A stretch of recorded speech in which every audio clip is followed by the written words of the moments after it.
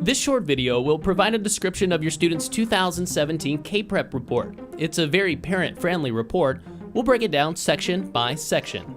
On the first page at the top of each report is a short explanation about the standards that are tested. You're also reminded that the results you'll see are only one piece of information, and that in order to determine how well your student is doing, you should consider other areas, including classwork, projects, and other assessments.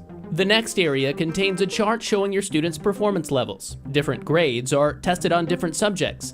In this sample, you see two subject areas, reading and math. You see where your student scored and what the average score in that subject is at the student's school, the district, and state.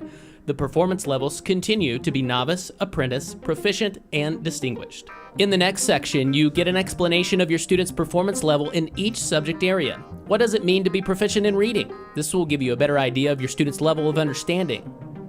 Moving to the back page, you will see your student's growth percentile. Last year's test in reading and mathematics grouped your student and others with similar test scores. Using this year's test, your student is compared to his or her group, and a student growth percentile is created showing how your student kept pace or fell behind the group. Students must reach the 40th percentile to be considered achieving growth. The next section contains your student's Lexile and Quantile measures. A student receives a Lexile reader measure based on their score that describes their reading ability. By going to Lexile.com, you can find books that are suitable to your student's Lexile score. The Quantile describes the student's mathematical achievement. By going to Quantiles.com, you can learn more about the student's mathematical skills and understanding of concepts. Plus, you can also find activities parents can use with their children. Finally, you will see how your student compared to other students across the nation. Some of the questions on your student's test were the same questions some other students across the nation had tackled on previous tests.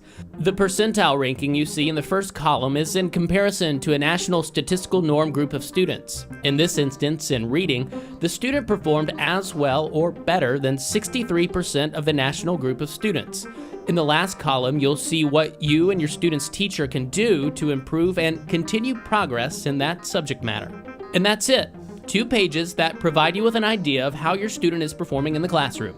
Again, please keep in mind that this is just one piece of information.